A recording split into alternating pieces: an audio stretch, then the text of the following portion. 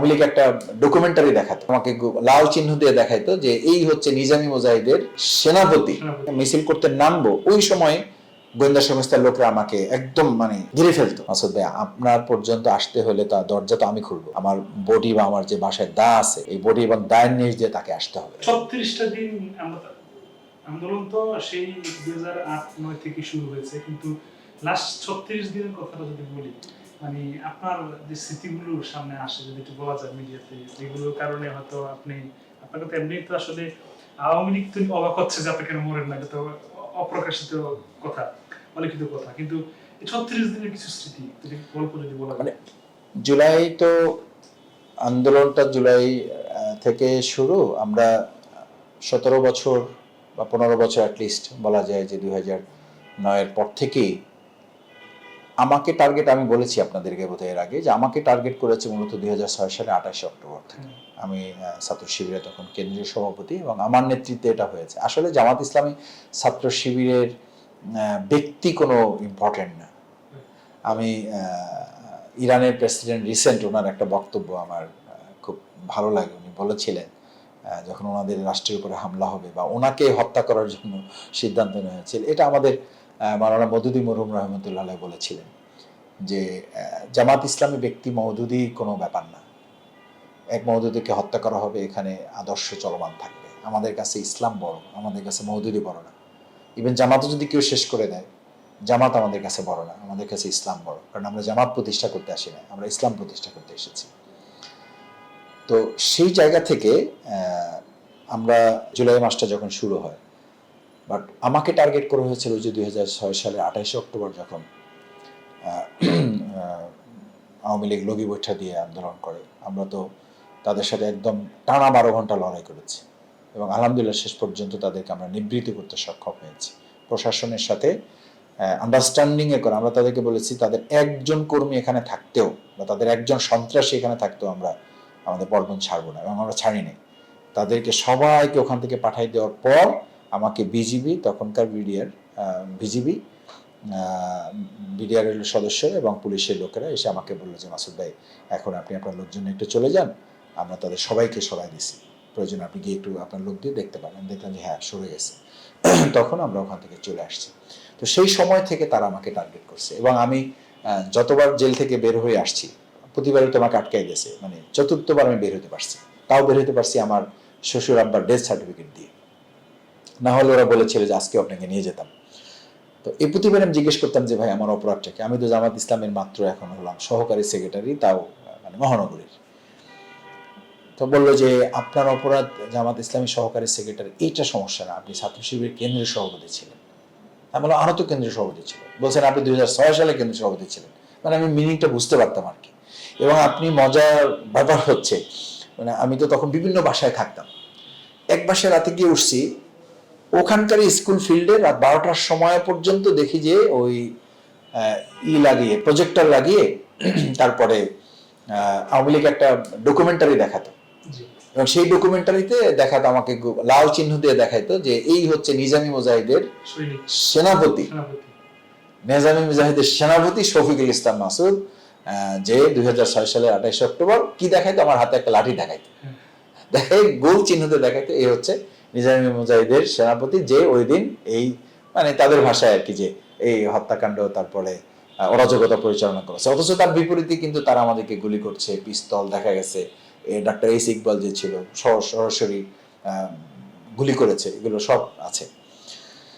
তো জুলাইটার প্রত্যেকটা দিন শুধু না, জুলাইয়ের আগ থেকে আমরা যে মিছিলগুলো করতাম, মিছিলে যাওয়া এবং আসা, মিছিল আমি এমন হয়েছে যে মিছিলে থেকে নামবো, মিছিল করতে নামবো ওই সময় গোয়েন্দা সংস্থার লোকরা আমাকে একদম ইয়া করে ফেলতো, ঘিরে ফেলতো এবং বুঝতে দিত না। আমাদের লোকে টের পেত, টের পেয়ে সাথে সাথে আমাকে ওখান থেকে টেনে সামনে নিয়ে যেত। তা আমি তো ডেসপারেট ডিসিশন নিয়ে যেতাম, আমরা আল্লাহর উপর ভরসা করে আমরা মিছিল করে যেতাম সামনে, কারণ লোকজন থাকতো আমাদের। কারণ আমি মাঠে নামতাম তখন যখন অন্তত 200-500 লোক দেখতাম যে দৃশ্যমান হয়ে গেছে, তখন ভাইয়েরা আমাকে গাড়ি থেকে নামাতো। আবার যখন উঠতে যাব ওই সময়ও দেখতাম যে 4-5 জন 5-7 জন একদম ড্রেস আপ করা লোক, দৃশ্যমান না, বোঝা যেত না, কিন্তু তারা প্রশাসনের লোক। ওখানে আমাকে মোটরসাইকেল থেকে হয়তো উঠাই নেওয়া, এরকম 1-2 দিন হয়েছে যে মোটরসাইকেল সামনে ব্যারিকেড দিয়ে ফেলছে, আমার আর বের হওয়ার কোনো উপায় নাই। তখন ড্রাইভার হয়তো এমনভাবে রিস্ক নিয়েছে যে কোনোভাবে আমি ওখান থেকে চলে আসতে পারছি।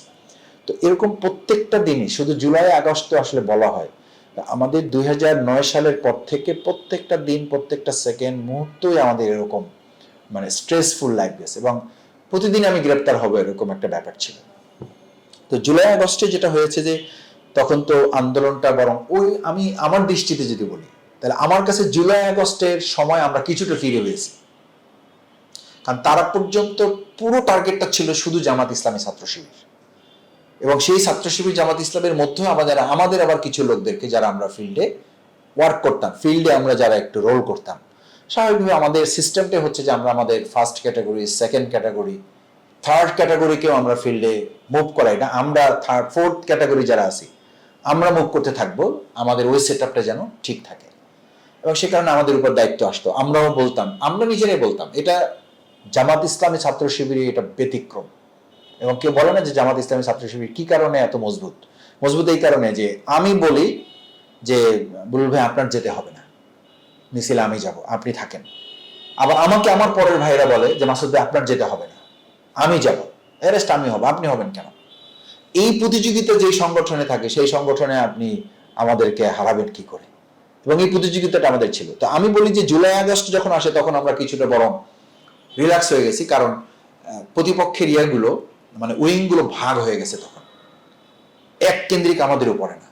আর তার আগ পর্যন্ত এক কেন্দ্রিক জামাত ইসলামী ছাত্র শিবিরকে টার্গেট করা ছিল, যে শুধু জামাত ঠিক রাখতে পারলে, শিবিরকে যদি কাউন্টার করা যায়, এবং জামাত শিবিরের মধ্যেও আবার যে সমস্ত লিডাররা বা ওয়ার্কাররা মাঠে বেশি মুভ করে, এদেরকে যদি কন্ট্রোল করা যায় তাহলে সব ঠিক হয়ে যাবে। সেই দৃষ্টিতে আমার কাছে মনে হয়েছে যে স্ট্রেস বেড়েছিল, কিন্তু কোনো কোনো ক্ষেত্রে ঝুঁকিটা আমাদের কম হয়ে গেছে, যে তখন মাঠে অন্যান্য আরো স্টেক হোল্ডাররা নেমে গেছে, ছাত্ররা নেমে গেছে, বৈষম্য বিরোধী ছাত্র শিক্ষার্থীরা নেমে গেছে, এবং অন্যান্য যারা রাজনৈতিক দল ছিল তারাও কিছুটা ইনভলভ হয়ে গেছে। তখন ওয়াইড সার্কেলে আমাদের কাজ করাটা বরং আগের তুলনায় আমাদের জন্য কিছুটা সহজ হয়েছে।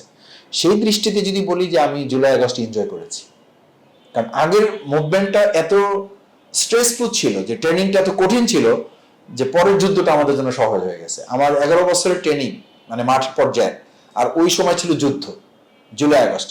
সুতরাং সেই জুলাই যুদ্ধটা আমার কাছে বরং সহজ লাগছে এই কারণে যে আমরা তখন অনেককে আমাদের সাথে পেয়েছি। তো অনেকের সাথে পাওয়ার কারণে তাদেরকে আবার সাপোর্ট দিতে হয়েছে আমাদের। এই সাপোর্ট দিতে গিয়ে আমাদের অনেক বেশি স্ট্রেস নিতে হয়েছে। 3 ধরনের, একটা হচ্ছে যে তাদের অনেক ক্ষেত্রে আমাদের মানে তাদের ব্যানার ছিল, কোনো কোনো ক্ষেত্রে আমি নাম বলছি না, ব্যানার ছিল কিন্তু লোক ছিল আমাদের, ব্যানার ছিল লোক আমাদের, মাইক আমরা দিয়েছি, ব্যানার ছিল লোক আমাদের, মাইক আমাদের, আমরা জার্নালিস্ট কন্ট্যাক্ট আমরা করেছি যে ভাই আজকে অমুক জায়গায় একটা প্রোগ্রাম আছে, ওরা বোধহয় কথা বলার সুযোগ পাবে না, বা ওদের মেকানিজমটা এরকম নাই, আপনারা কিন্তু ওখানে যেভাবে সাপোর্ট দিবেন। আলহামদুলিল্লাহ সাংবাদিকদের প্রতি আমরা কৃতজ্ঞ যে অনেকেই দেশপ্রেম ভালোবেসে এবং ফেসিবাদ বিরোধী আন্দোলনকে তারা পছন্দ করে এই কাজটা তারা করেছেন। তো জুলাই আগস্টের প্রত্যেকটা দিন রাত আমি বলেছি, লাস্ট যে বাসায় আমি ছিলাম সেই বাসায় আমি বলেছিলাম যে আমাকে আপনারা এখানে থাকার সুযোগ দিয়েছেন, আপনাদের কিন্তু মনে রাখতে হবে যে আমাকে শুধু অ্যারেস্ট করতে আসবে না, আপনাদের সবাইকে কিন্তু নিয়ে যাবে, শুধু নিয়ে যাবে না, আমাকে যে অত্যাচার করবে তার চেয়ে আপনাদেরকে বেশি অত্যাচার করবে। তো ওখানে আমার মানে যে ভাবি ছিলেন আমাকে বলছিলেন যে মাসুদ ভাই আপনার পর্যন্ত আসতে হলে তা দরজা তো আমি খুলবো, আমার বডি বা আমার যে বাসায় দা আছে এই বডি এবং দায়ের নিচ দিয়ে তাকে আসতে হবে, সুতরাং আপনি নিশ্চিন্তে ঘুমাবেন, যতটুকু টাইম পাবেন আপনি নিশ্চিন্তে ঘুমাবেন। সে কিন্তু আমার আত্মীয় না, সে আমার কিছুই না, সে একেবারে নিরেট আমাদের একজন পরিচিত একজন ভাই এবং তার একজন ওয়াইফ। এবং সে বলছিল যে আমার স্বামীকেও যদি তারা ক্রস ফায়ার দেয়, আমার সন্তান 3টা সন্তান আছে, আমার 3টা সন্তানকেও যদি তারা নিয়ে যায়, আমাকেও যদি তারা মেরে ফেলে, কোনো আপত্তি নেই, আপনার পর্যন্ত তাদেরকে আমি পৌঁছতে দেবো না।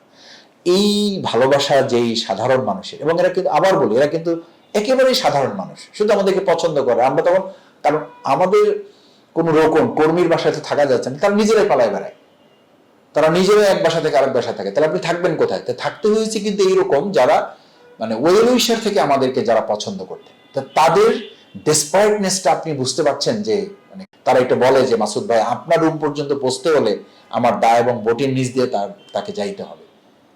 তো এই ভালোবাসা যেই সংগঠন বা যেই সংগঠনের কর্মীদের প্রতি আছে, আমার বিশ্বাস যে আমাদেরকে ইনশাআল্লাহ আল্লাহ ছাড়া কেউ আমাদেরকে হারাতে পারবে না।